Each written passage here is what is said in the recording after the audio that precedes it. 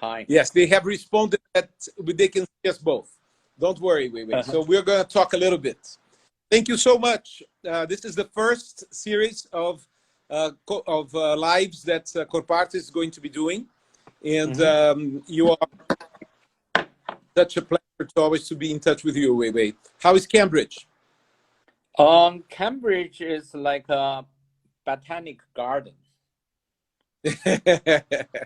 It's really, really very nice to be locked down in Cambridge. The sky is blue with very white cloud. The wind is very gentle, and it's quite bright sunshine for past 2 months. Only one day has rain, so I cannot complain. It's really beautiful, and all kind of flowers blooming, and nobody. Very occasionally, you see is one guy jogging, or it's almost nobody here. Weiwei, what is the first thing you'll do when you are free again? First I do is I'm going to miss this time. This is a very special moment for life, for not just for individual, but for human being. As we never had this kind of moment globally. So I think people often, of course, it's sad. Many people suffering and has very uncertainty about the future. But still, this is a very unique moment. It's really a challenge. I see it's something. It's not an accident, but rather has a long time preparation for something like that. True. What was the first thing you wanted to do when you left prison back a few years ago? When I was released, I want to see my son. I want to see my mom. I want to see the one I loved, Wang Fen, and my brother, and the relatives. And because you feel you owe them a lot. You feel it's not you miss them that much. You feel because you're not there, they worry so much about it. So I think also like this kind of situation today, people are being locked into very different locations. So sometimes even worse, if some relatives pass away, you have no chance to say goodbye or to be on the bad side, to listen to the last wish of that person. I think that is probably the saddest thing can happen to a human life. I really want to ask you're the one who caused this disease. I'm a little bit jealous about you, and you're jealous. You survived. Yeah, I'm jealous. I'm always jealous of anybody who in very, very unique condition. And I don't know. Do you have a moment to think about death? Yes, I did. So in that moment, do you think about me? Yes, I did. I did. So I actually dreamed you were in this dream, but the dream was very interesting. I hope it's not a wet dream, right? We were together with some beautiful bats, and the bats were always looking. Oh, you mean the bats which can fly? Yes, bats that can fly. And we were amongst them, and it was all right, because what it felt was they were looking at us and saying, "Why are you guys upside down?" Okay, that makes sense. They were looking We at all, why are, you that know, makes sense. and We all upside down in they're all best, upside. in best view. Yeah, You know, this is yeah, interesting, very interesting questions they are yeah. asking. So you didn't answer that. I think No, you wake up. I am still trying to answer that. This is still coming to my mind every day. Why are we upside down?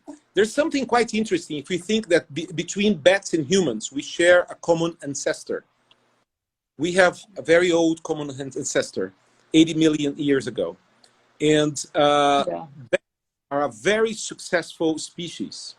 20% of the mammals in the world are bats. They are the most successful single species in the world. And we are one of the biggest failures in the world because we only have one species. All the other species of men have disappeared. So they are very successful. And we are a big failure. And they see the world differently. And I thought Well, about, but I'll tell you one thing. Death is mhm, not the biggest problem. mhm. Living is the biggest problem. What is the biggest problem? Living, not dying. Mm-hmm. Dealing with this alive is the difficult thing. Okay. But let me ask you a question. Has Okay. slowing down been good for you? Has this What? affected you? Has slowing down been good for Yeah. you? Has this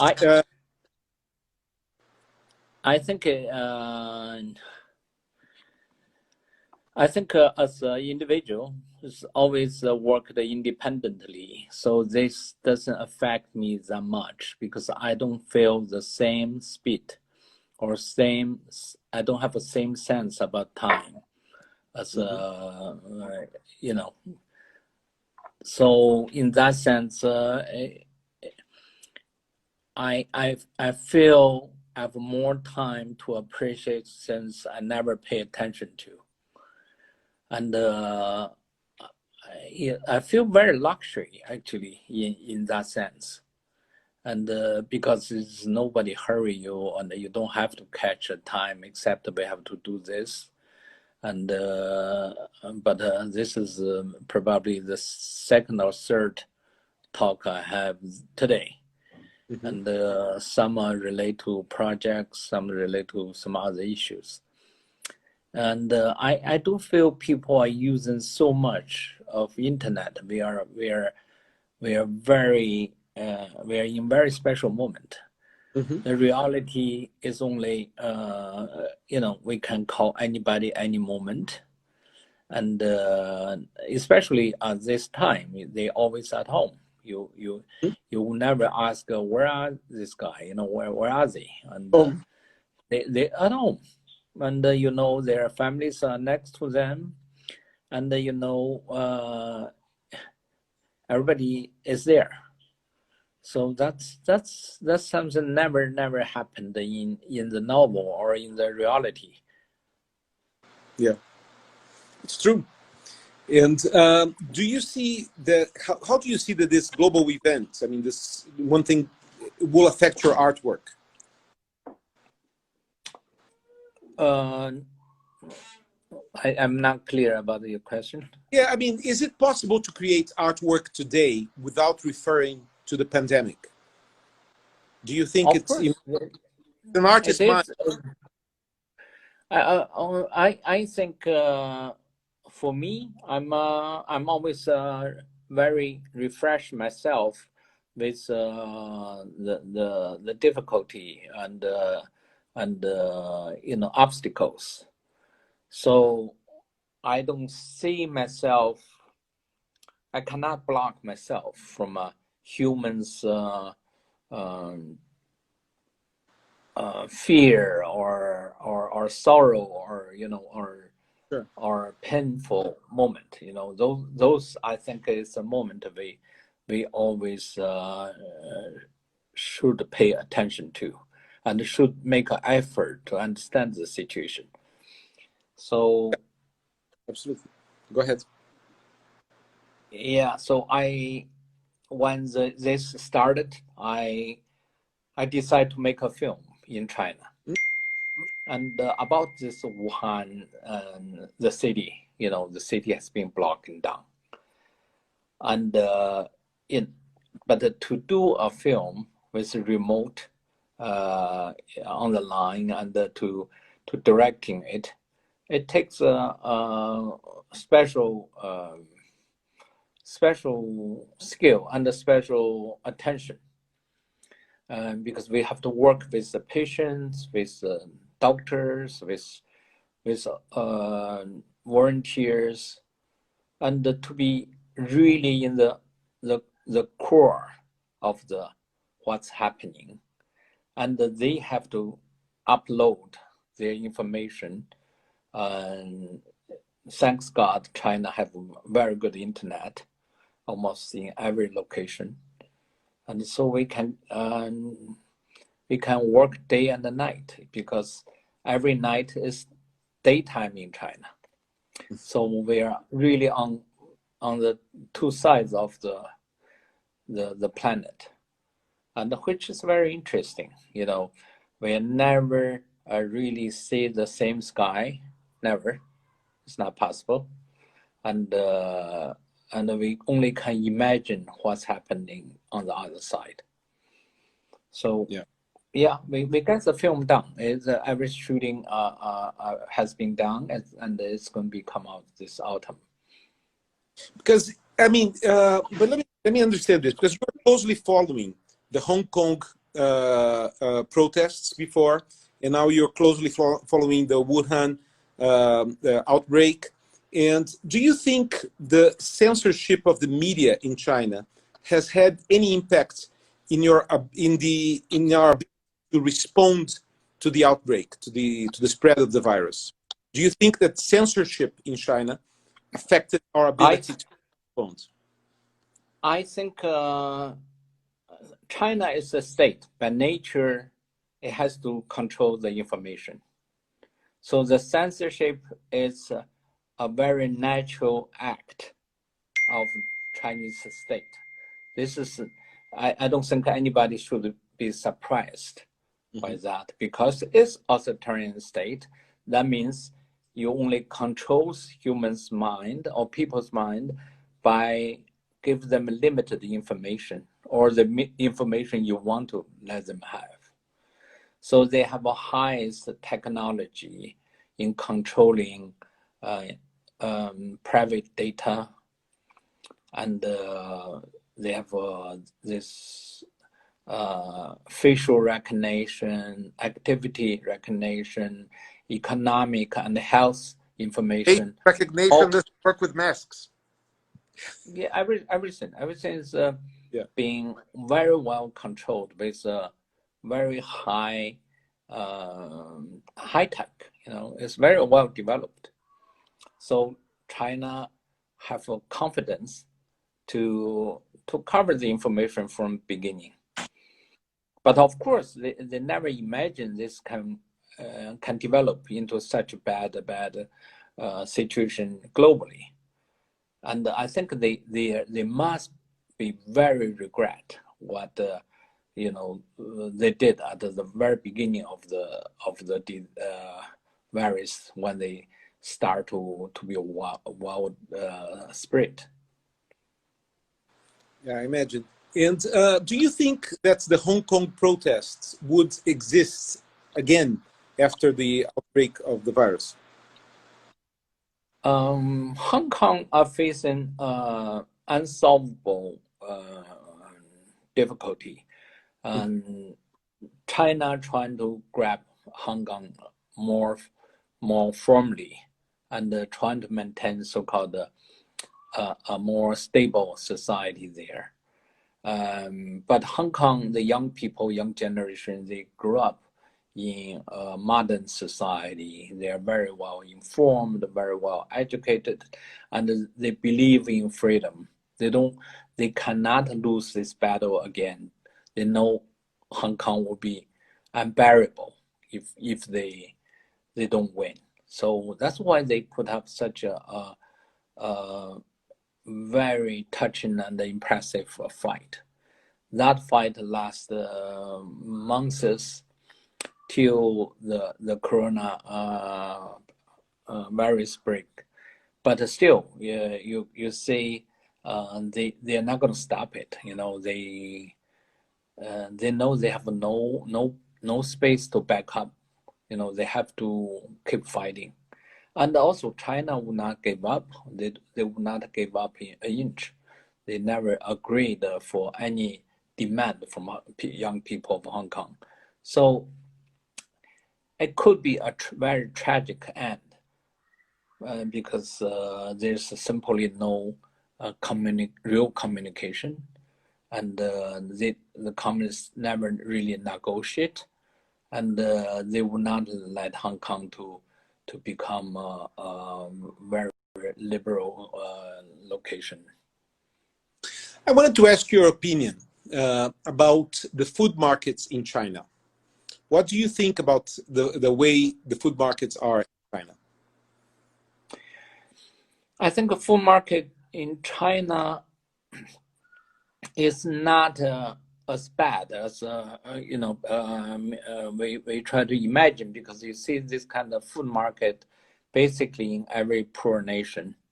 You know, there's not much regulation, and basically you sell whatever you get, and the disease not necessarily really from the food market.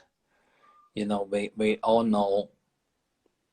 You know, without reasonable doubt, there's clearly a disease research center, which is a few hundred meters away from the so-called food market. If without a real investigation, China officially start to blame trying to lead people's attention to the food market, from my direct instinct, it's not normal, you know, because they should be much more careful than just trying to assume this is from the animals. Do you believe China could have created this virus intentionally? I don't think so. I don't think China have any intention or willing to create this disease, but very much possible is leaking from the so-called this kind of scientific research, because that can happen in, it's, yeah. How do you think this situation will affect refugees globally? I think yes, today, if we talk about people locking down, we talk about how the modern society are so difficult in dealing with being put in this kind of solitude and confinement. But think about the refugees. There has been in this kind of locking down conditions for years. The average refugee would have that condition for 25 years. Mm-hmm. That means their lifetime or live in the camp or in some kind of very even like jail-like condition. And that means their school can never really find, their children can never find a school. The adults cannot find a job. And the old people cannot find a hospital. And, this is, a very, very horrifying situation for refugee camps. And globally, there's millions of those kind of people. Very often they are being forgotten. And because the problem doesn't really affect other people. Yeah. Do you think that this is the beginning of the 21st century? Do you think this is the mark that we start a new era from now on? I do think this functions as alarming for the new century. We all live in this very, very unique time. and our knowledge and our capability, scientific understanding of the situation are so developed, but at the same time, we are so ignorant and we are so uneducated about ourselves and our society. And we lost compassion, and we lost the imagination, and we lost a lot of courage. So it's with such a very unbalanced situation of our human society or so-called humanity, I think this is just the beginning of the disasters, and many things can go very unpredicted, because we have done too much to serve the so-called human's interests, rather to see human as part of the nature and as and a part of the environment. So once we take ourselves out, it's like American says, the president says, American first. If we only think humans first, then that's the beginning of the end.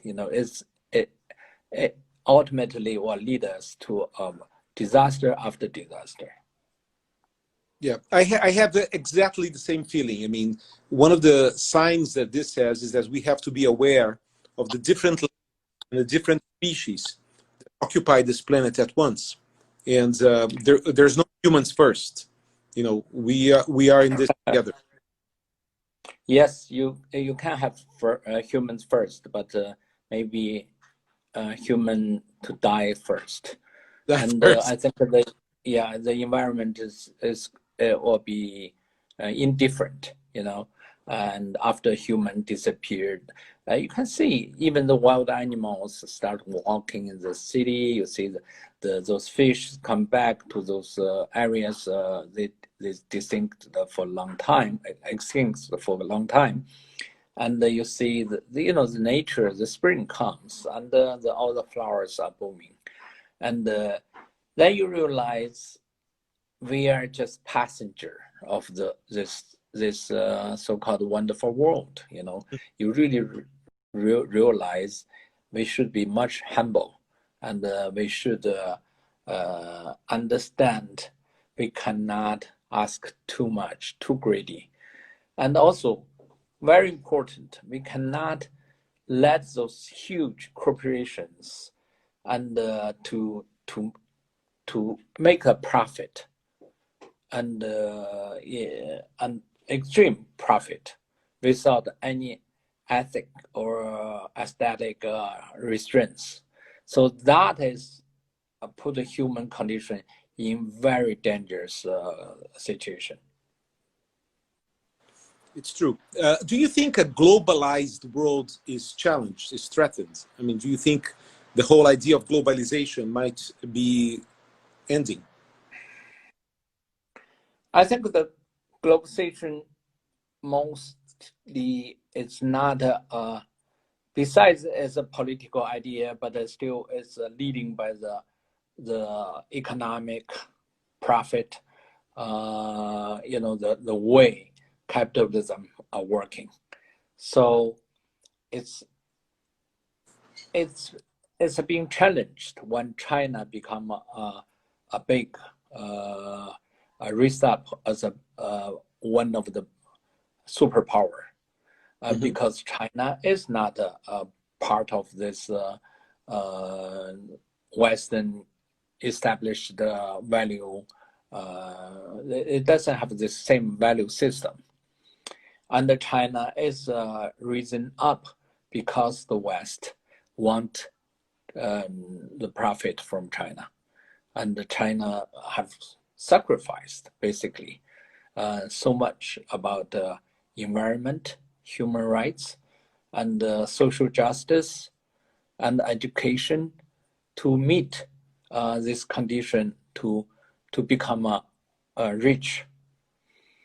And now China developed in many ways, and seems have a much stronger strategy and a much stronger plan than the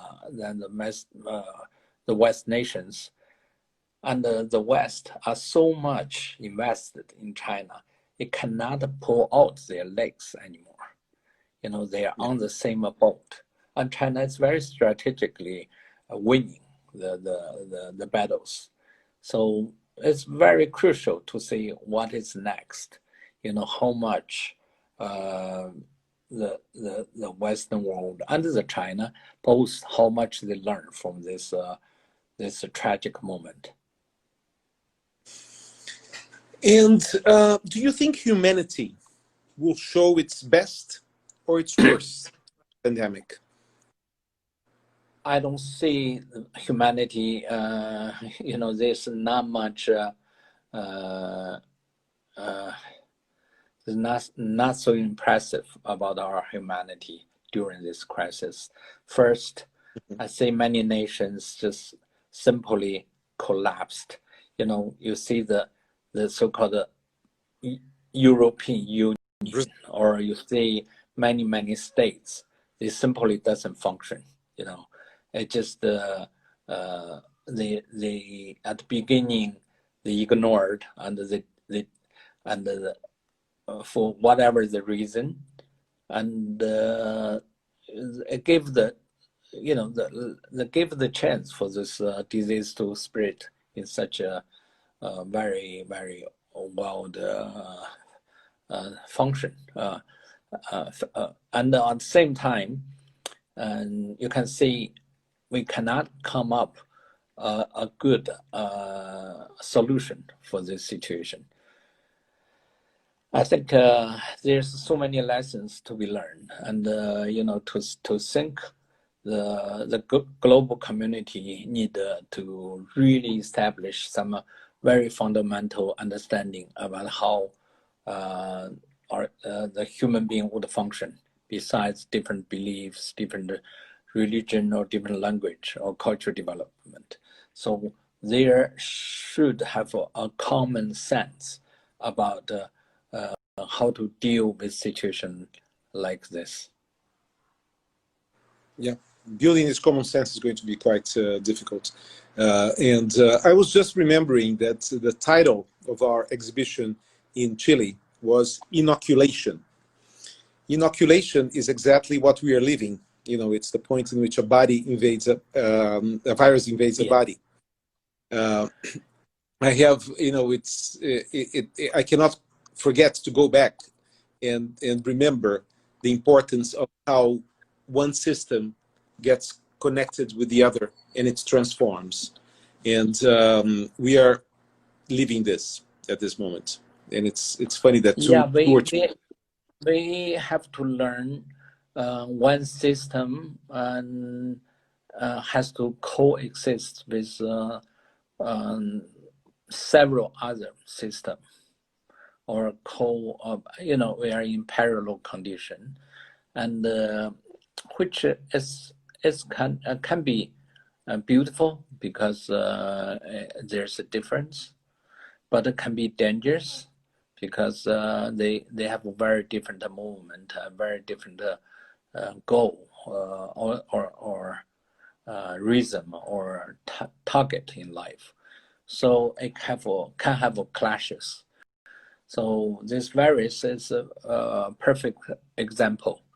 It come from nowhere, and it tried to survive through human system, and our immune system would start to attack them, but same time would destroy ourselves.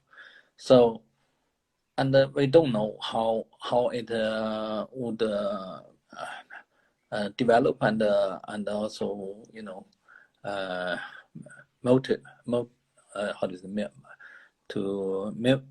multiple themselves to really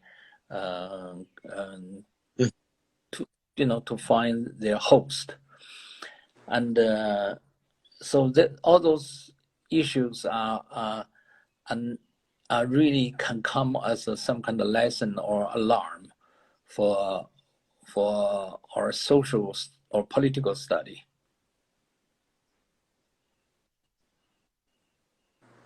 Yeah. Do you find that there's something that really caught my attention by looking at the numbers that we are living in? India, which has a similar population than China, which is near China, which has very complex social distancing possibilities and all, have had less cases than Belgium.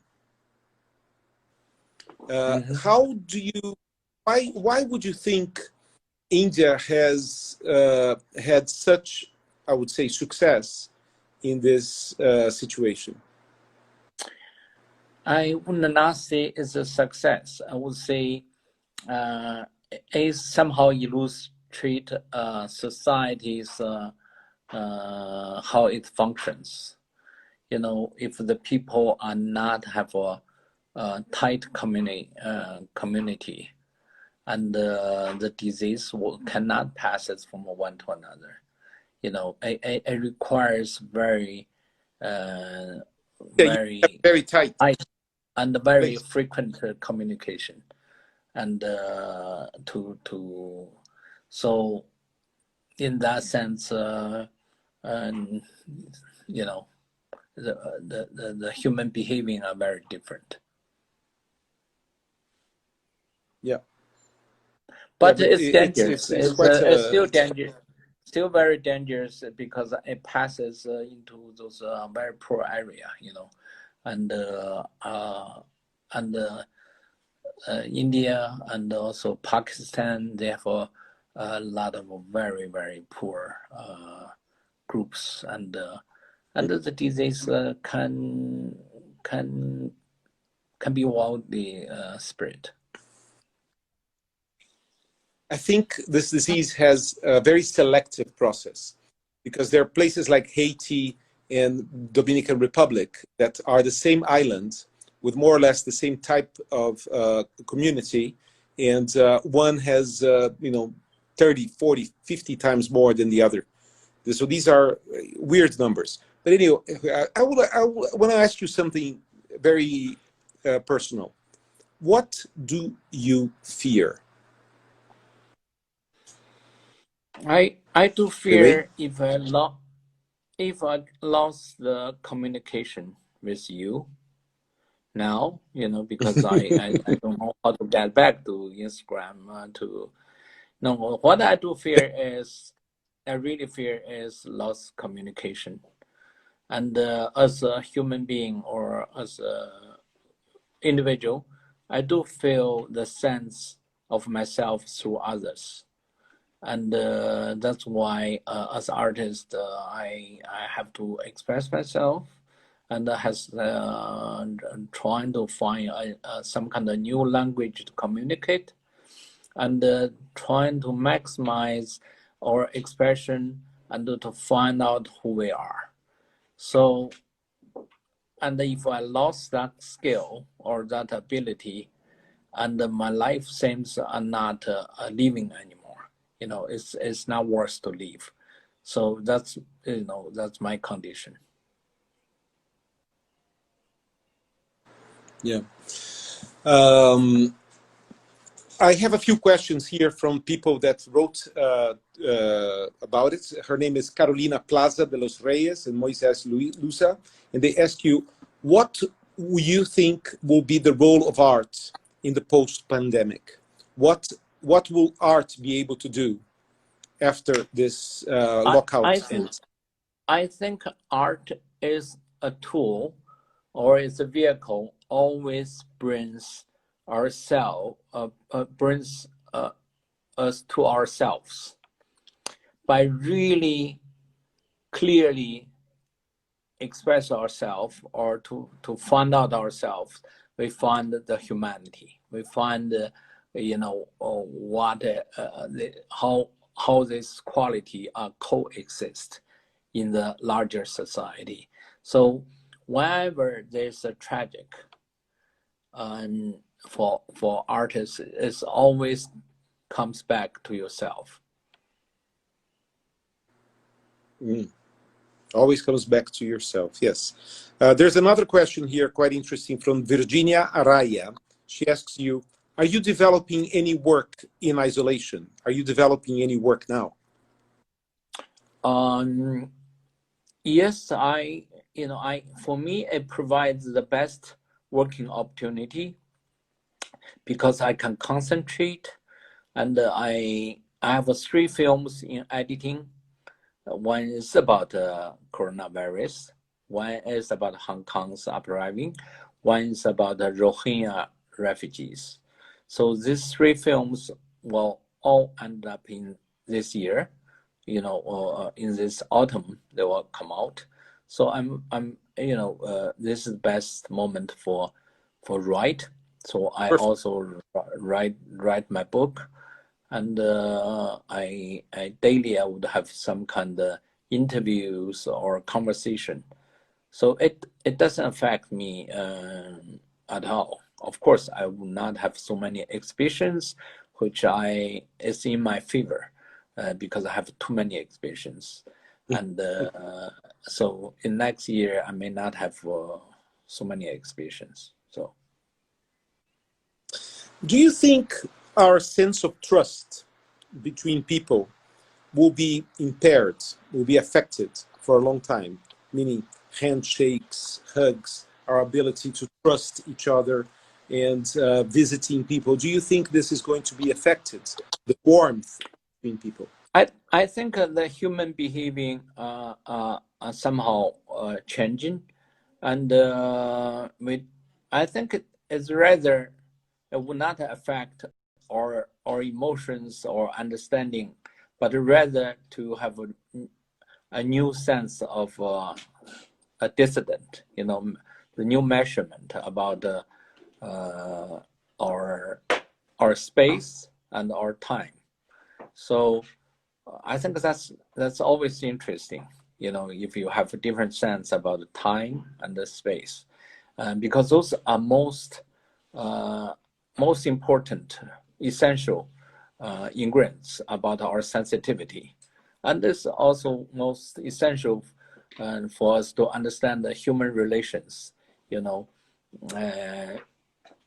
with your neighbor, with your loved ones, and with your, all those necessary connections or not so necessary connections, we are changing, and something become more important, something become less important. Mm-hmm. What has become more important for you?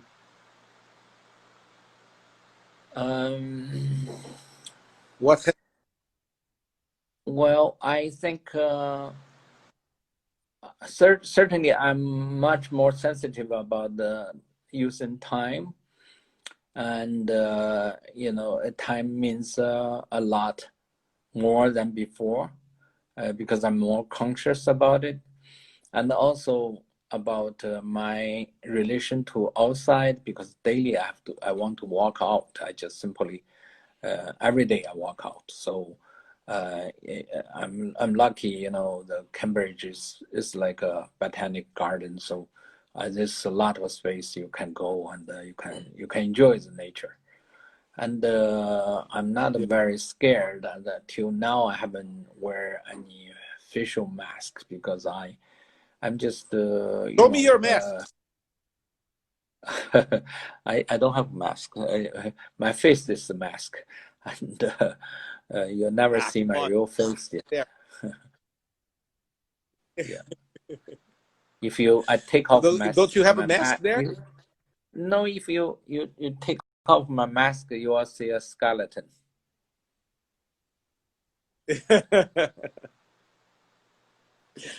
And how has your family been dealing with this? I believe my family are doing well. My Wang Fen, my partner, she's doing editing, so she has to work day and night to do editing, film editing. And Ilo is on online study, and he enjoyed, and I think he can study lifetime like online, you know, it doesn't really hurt him at all. And suddenly Excellent. you Yeah, it feel seems. you have such a luxury with the time and with the family, because you're Yeah. locked together anyway. Yeah. So even they don't like you because they We don't have like me, some. but sometimes, but they cannot get rid of me because, you know, it would be too painful to get rid of. Yeah, they will be too. Weiwei, thank you so much for your time. This was lovely. It's delicious to listen to you, and it's also very inspiring to think that you are using this time so creatively and so positively. And despite all the negative things around the world, there is a positive energy coming from you. And I think do you we want to? really should. Yeah, I think yes, it's difficult for everyone, but we really should also appreciate the moment like this, because this something from the God, you know, from some super power set up this to look at us, to see, you know, how we would react to situation like that, and we don't know what is the end. You know, we just have to be very appreciate every second, and to enjoy the life. And I feel very happy you come back Enjoy. to do this, because I really worried when I heard you're one of them. You know, I already lost a friend. You know, she is a writer, but she cannot hold on anymore. But seems you're pretty lucky. So Thank you. Thank you. It's been intense, and I think it's good to be alive. It's good to be here. It's good to be with tell you me all. that. Yeah.